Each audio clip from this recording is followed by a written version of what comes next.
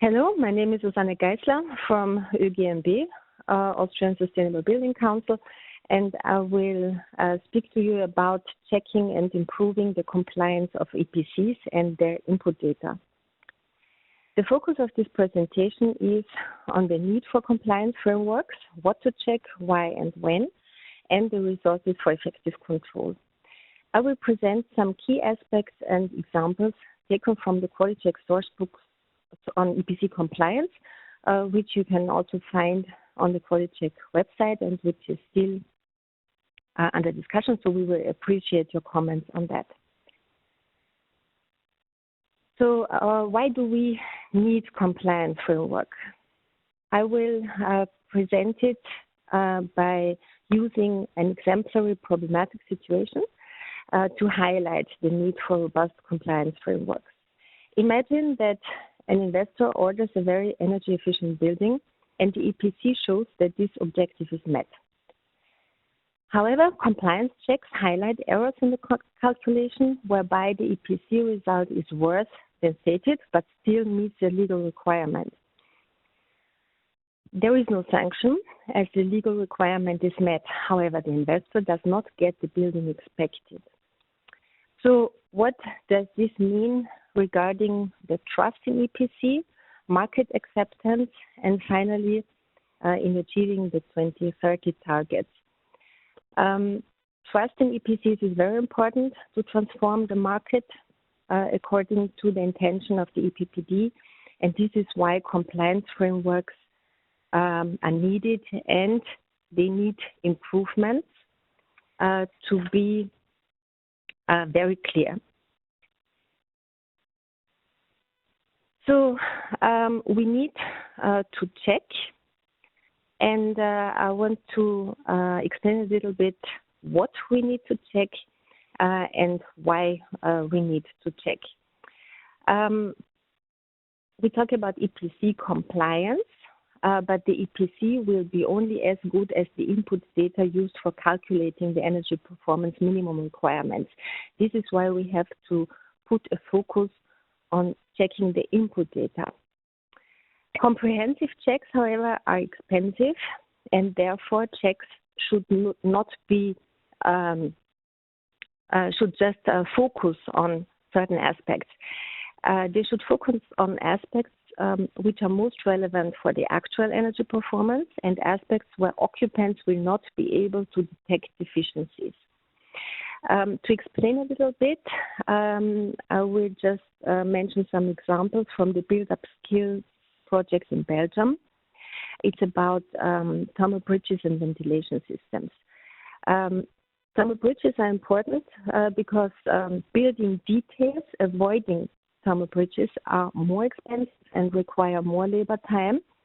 And the other example is about ventilation systems. Airtight constructions require ventilation systems to ensure the required exchange of air volume. Practice shows that there are concerns about the performance of installed ventilation systems. In many countries, concerns regarding correct airflow rates, acoustics, and so on. These are two examples where it is very difficult or almost impossible for normal users to detect deficiencies due to bad planning and execution. And this is why checks are crucial in this respect. So we talked about deficiencies due to bad planning and execution. This leads us to another important aspect, the need for updating the EPC. So it is crucial that design changes and also changes taking place during execution are included in the EPC, so that the preliminary EPC is updated to have the final EPC based on final building documents and also random site visits. So the reason for checking EPC quality and updating preliminary EPC is to reduce or to ensure the quality of input data, to include deviations from plan, to include design changes, and also to take into account mistakes which could occur during construction. Let us have a little bit a closer look on the moment when to check.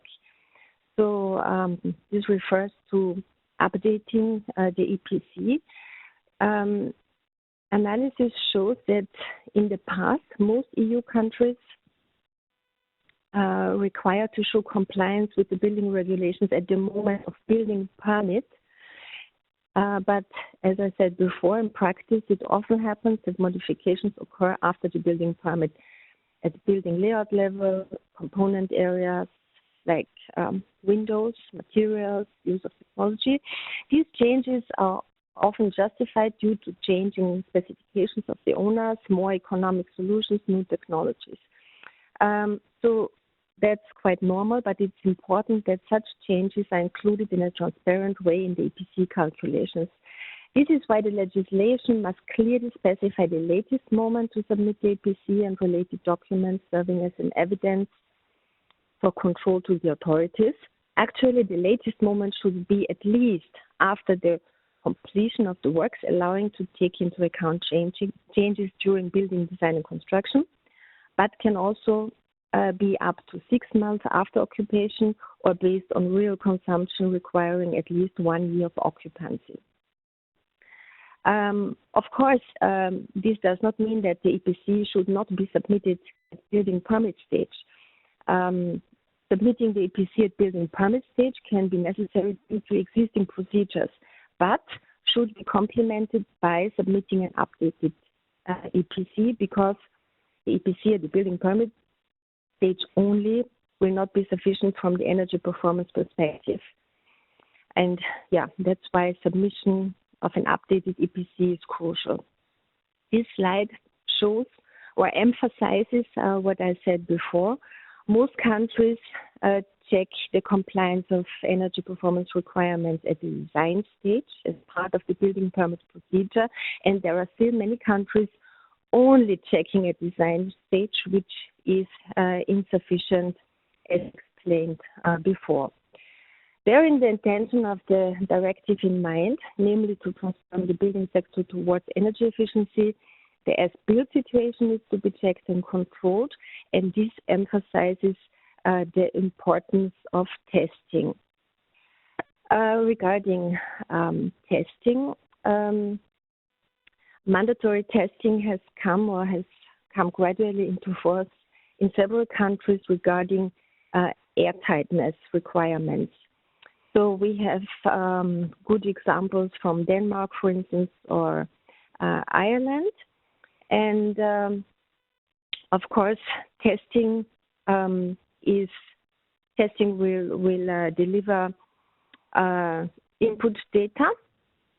However, it is also very important to specify the rules under which the testing has to be carried out, and of course also the qualification of the staff carrying out the testing.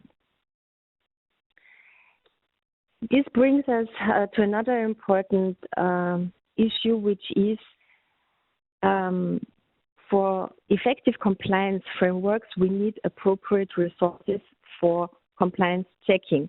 And this is a difficult issue because financial and human resources to control are limited, and appropriate solutions have to be found to disburden the administrative staff. So we can do this by improving the efficiency of administrative procedures or by transferring certain tasks to market players. In any case, the availability of an EPC database is a precondition for cost-efficient and effective compliance checks, because the EPC database will be used to select the EPCs to be checked.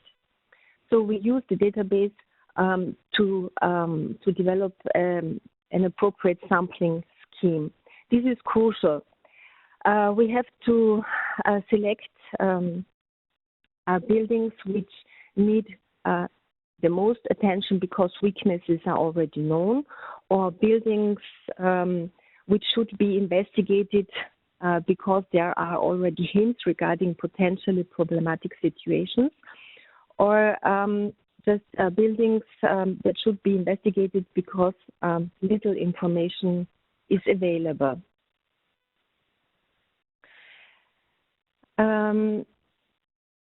In Austria, we have a good example how to check very effectively and also efficiently. We have an EPC database called authorise in the province of Salzburg, and we have a product database called GET, also including building services systems data. Both databases will be linked, and in future it will be possible to cross-check the EPC and the EPC database with the product data in the GET database. These cross-checks will be used to check whether the EPC was actually updated, you know, what I explained before, to include design changes and also changes during execution works. And it will be also used to check whether the input data are correct, because the GET data are checked by the authorities. So there are certain rules producers have to follow to input their data into the database. Regarding effective compliance checking, there are different approaches in European countries.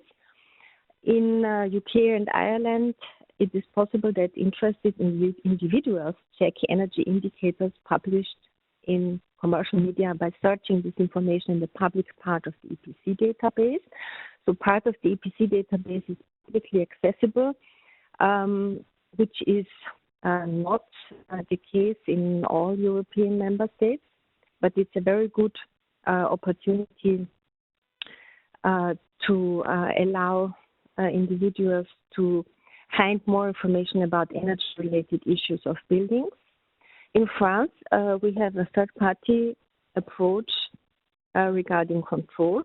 So private companies check at least 8 EPC reports for each expert, and in addition, they must carry out one on-site control per expert once every 5 years based on an existing EPC report.